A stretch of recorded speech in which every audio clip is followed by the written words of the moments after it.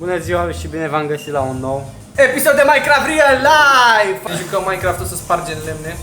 Spargem lemne azi? Pulă dimineața, fraților. Am început o nouă săptămână, e luni, nu e soare astăzi. Mergem la 45 să facem muzichie.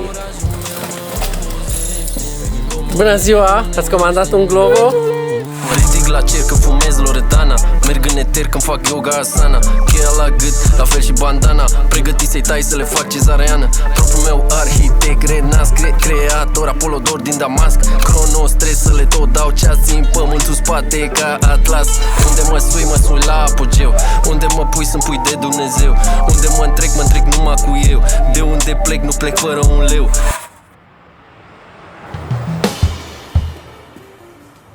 E Mihnea, are emoții, fraților. E pe vlog. Mihnea se ocupă cu tehnică dentară la Global.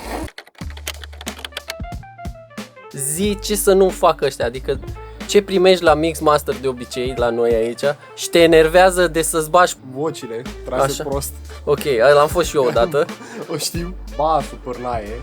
Ce Dacă basul vine prost din Cum producție, adică basul pârnaie? Că dacă basul vine prost din producție, n-ai ce să-i mai faci. așa Aleg mult. tonul ei prost? Da, Chicu, basa, aici îl vizăm pe basa. Basa să nu-ți mai Kick-ul. dea cu kick-ul ăla borât din kick 2 sau kick Nu 3. Așa? Și cum atâta, nu, rest nu e problemă. Deci voci, kick și basă. Ce înseamnă kick penal, rău de tot? Kick penal. Da. Cum îți trimite basa kick-ul și te enervează? Păi imaginează că n-are pic de gen, are foarte mult punch în el, Da. dar pe coadă n-are deloc. Sau dacă are coadă e de aia.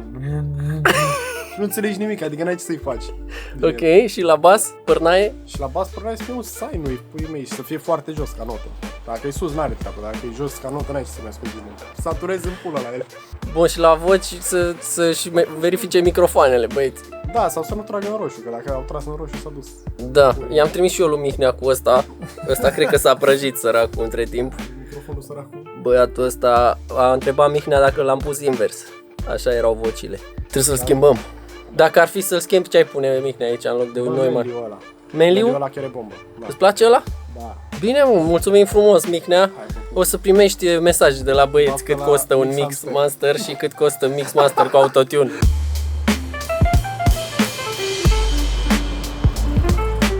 Zi-mă! Zi-mă, Vicky lucrează tare ca volum? Nu lucrează tare, doar că nu poți să stai decât 5 minute cu el în studio. Lasă să obosească. Nu, că a întrebat Alexandra Cine a Făceanu lucrat? ăsta, de unde se aude basul ăsta așa? Ce documentezi? Viața lui. Faci vlog? Da, Ce tare. nu te-ai uitat? Nu m-am uitat. E tare Păi, dar rău. n-ai cum să... Bă, nene, dar tu nu șeruiești nicăieri, eu nici nu știam că tu postezi. Eu nu te-am pe Instagram, nu știu dacă ai Instagram. N-are Instagram. Alexandra tocmai m-a întrebat dacă am cumpărat această cameră. Voiam să știu dacă pui care bani.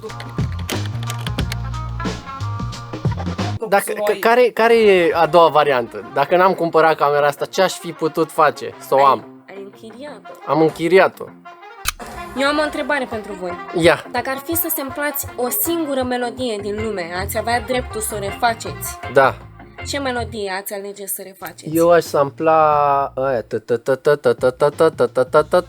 aia de la Basta Rhymes. Break Your Neck aia. Eu aș simpla aia care a fost acum, deci originalul cred că e Ice Cube.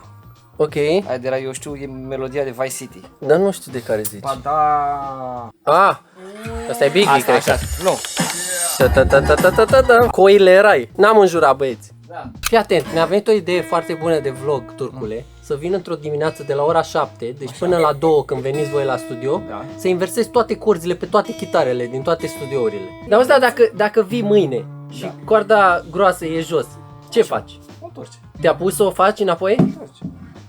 Când ți invers la ea, că m-am gândit la asta, că vreau să o pun la mijloc. Vreau să o pun la A, dacă mijloc. pui la mijloc s-a terminat. S-a terminat, deci te-a Dar pus poți să să pui faci un corzile. tuning, crezi că poți să faci un tuning interesant. Asta era făcut.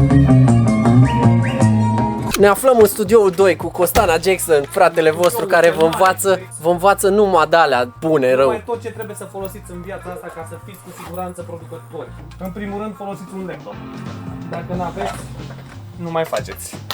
Trebuie să ai laptop în viața Trebuie asta. să ai un laptop. Fără laptop nu poți să faci muzică. Muzica nu se mai face pe instrumente, se face pe mouse. Să aveți un SSD extern, că nu se știe niciodată când Killa cere un proiect de acum 2 ani. De obicei Samsung. Samsung, T7. T7, un spațiu cât mai mare. Asta e important. Placă de sunet frumos de la UAD. Corect. Să se știe că e de calitate și că le pui la băieți ce vor acolo pe voce să nu se plângă. Să nu Așa, zică, bă, nu sună vocea deloc. exact. Dar nu e vina lor, e vina ta. Da, e automat, e vina Antares. Și mai departe, să învățați cu mouse-ul, Să faceți facultatea de mouse. trebuie să faceți mousepad. Ne-am cablat, ne mai cablăm în continuare. Asta faci tu zilnic. Zilnic frumos vii cu laptopul, te sucești aici, spui toate astea. După aia pe la vreo 2 zice, bă, hai să schimbăm studioul. Aia iară scoți, pui toate la loc frumos. Care e ultima ta piesă lansată, Costana? Bă, aia cu Nu mă duc la club a fost ultima, nu. A mea personală pe Domino sau... Nu. Așa. Aia nu mă duc la club?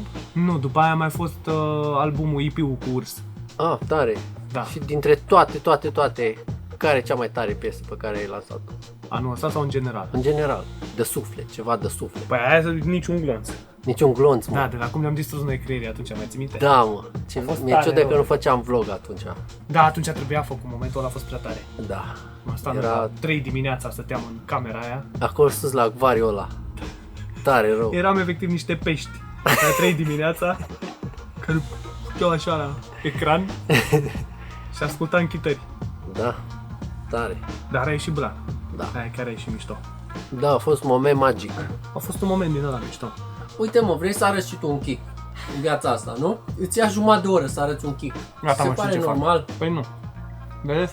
Ce înseamnă să faci muzică cu mouse? Băi, ceva rău, mă, bă, băiatule, mă. Ia să vedem dacă am aici kick-ul ăla. În ziua de azi toate alea e greu. Cum spunea femeia de servici din blocul meu. Deci se numește Sennheiser. Sennheiser.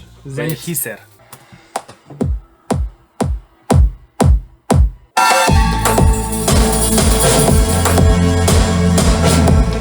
Hai că este kick. Deci v-am arătat și kick-ul, acum fiecare face cum vrea, ori și-l pune sampler, ori Corect. și-l trage acolo și-l pune frumos de mână. Zine, Cost, ceva important așa să pună băieții în proiectele lor. Pe uite, puneți pe master o compresie, Bun. cât mai transparentă. Cu cât e mai transparent masterul, cu atât o să sune mai bine piesa cu mai produsă. Masterul e foarte transparent, pur și simplu dă totul mai tare. Îl dai L2. în blană, pui L2-ul, dai pe ăsta frumos aici cât poți tu de mult Așa? și îți pleacă totul. Uite, să dăm un exemplu, ia? Ia. Dăm fără master. Așa e fără master.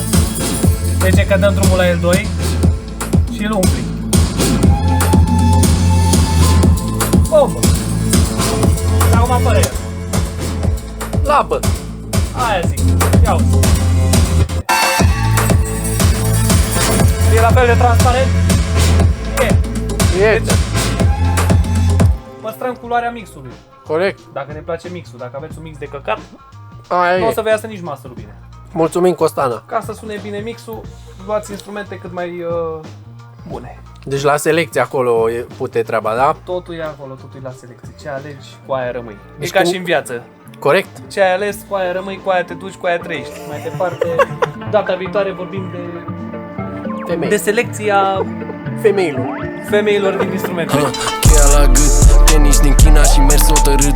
Decât atât, nu trebuia mult ca să produc oricât. O minge și 50 de bani.